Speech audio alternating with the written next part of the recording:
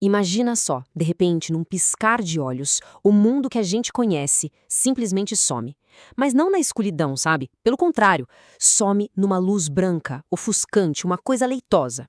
Hoje a gente vai mergulhar fundo na premissa aterrorizadora do Ensaio sobre a Cegueira, do José Saramago. É uma história que nos faz perguntar: o que sobra da humanidade quando ninguém mais consegue ver? Olha só essa frase que abre o livro. Se podes olhar, vê. Se podes ver, repara. Ela é tipo a nossa bússola para essa história toda. O Saramago aqui, ele não está falando só de enxergar com os olhos, né? É um desafio para gente observar de verdade, para a gente entender o que está acontecendo. E, como a gente vai ver, essa ideia simples vira uma questão de vida ou morte. Então, vamos lá para o ponto de partida de tudo isso. A história começa na cena mais banal que se pode imaginar. Uma coisa do dia a dia que qualquer um poderia passar. Mas é exatamente ali, nesse momento, que a realidade simplesmente se estilhaça. Primeiro para um homem e logo depois para todo mundo. Vamos visualizar a cena. Um homem está lá, dentro do carro, parado no semáforo, esperando o sinal abrir. Uma rotina, né?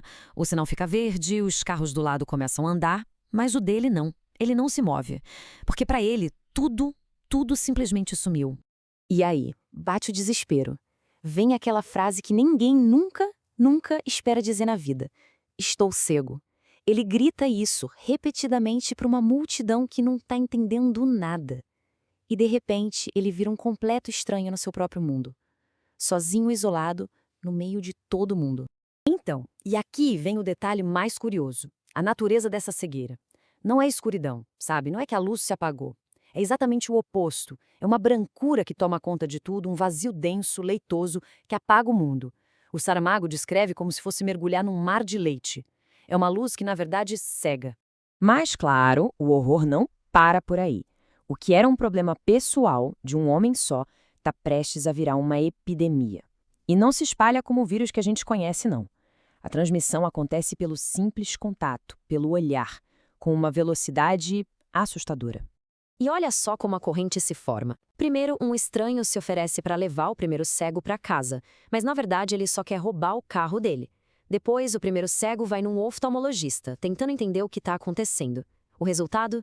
Em pouquíssimo tempo, o ladrão do carro, o médico e todo mundo que estava na sala de espera, todos eles também ficam cegos. E aqui está o ponto central de tudo. A cegueira não faz distinção. Ela não quer saber se a pessoa é boa ou má, se é rica ou pobre. Ela atinge tanto o médico que estava ali tentando ajudar, quanto o ladrão que se aproveitou da situação.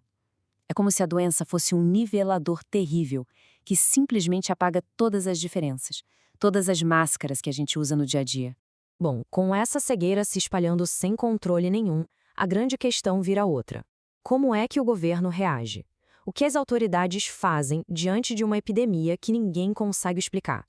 A resposta, como a gente vai ver, é uma só: pânico. A pergunta que fica no ar é essa, né? Diante de uma coisa assim, inexplicável, contagiante, como é que uma sociedade se protegeria? Que tipo de medida seria tomada? O instinto de sobrevivência, misturado com um puro pânico, acaba levando a uma resposta que é rápida e bem brutal. E a decisão é tomada: isolamento. A ordem é juntar todos os cegos e também quem teve contato com eles e trancar todo mundo num manicômio abandonado. A prioridade aqui não é cuidar de ninguém, é conter o problema. O objetivo é um só: proteger quem ainda enxerga, custe o que custar. E aí as regras são anunciadas por um alto-falante de uma forma totalmente fria, burocrática. Primeiro, as luzes vão ficar acesas o tempo todo. Segundo, se alguém tentar sair, morre na hora. Terceiro, não vai ter nenhuma ajuda de fora, para nada, nem para doença, nem para incêndio, nem para briga. Quarto, se alguém morrer, os próprios internos têm que enterrar o corpo. E por último, a comida vai ser deixada no portão 3 vezes por dia. Resumindo, eles estão completamente por conta própria. Então, agora a gente vai para dentro desses muros. Vamos acompanhar o primeiro grupo de internados nessa nova casa. Um lugar onde todas as regras da civilização ficaram para trás, do lado de fora do portão. E lá dentro, o que vale é uma nova realidade, bem mais cruel. E lá dentro a gente reencontra as personagens do começo de tudo: o primeiro cego, o ladrão de carros, a moça dos óculos escuros, o menino vesgo e o médico.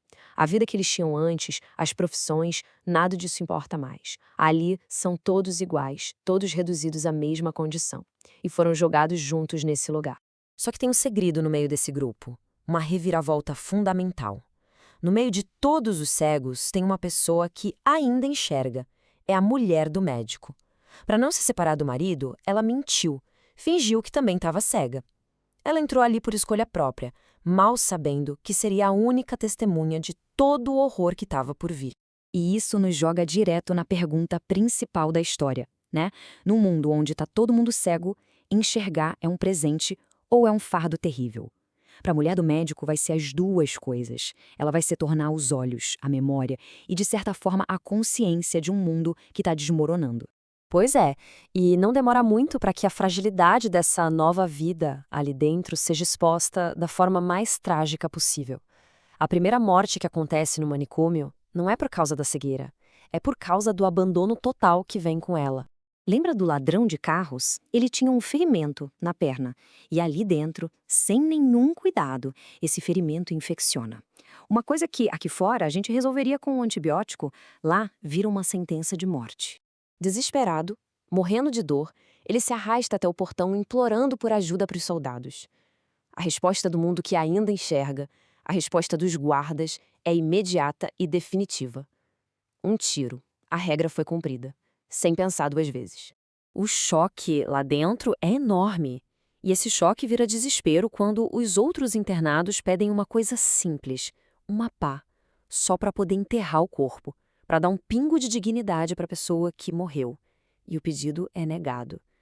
É ali que o último fio de civilidade que ligava eles ao mundo lá fora é cortado de vez. A ordem final dos soldados já é de arrepiar: não o enterrem. E essa é a declaração final, né?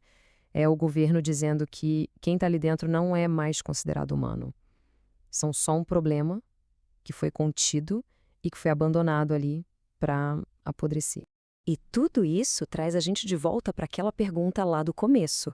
Num mundo de cegos, o que realmente significa ver? Será que é só o que os nossos olhos fazem? Ou será que ver é uma coisa mais profunda? É a nossa capacidade de enxergar o outro como ser humano, de ter empatia. Mesmo quando tudo em volta é escuridão ou, nesse caso, uma luz branca que cega?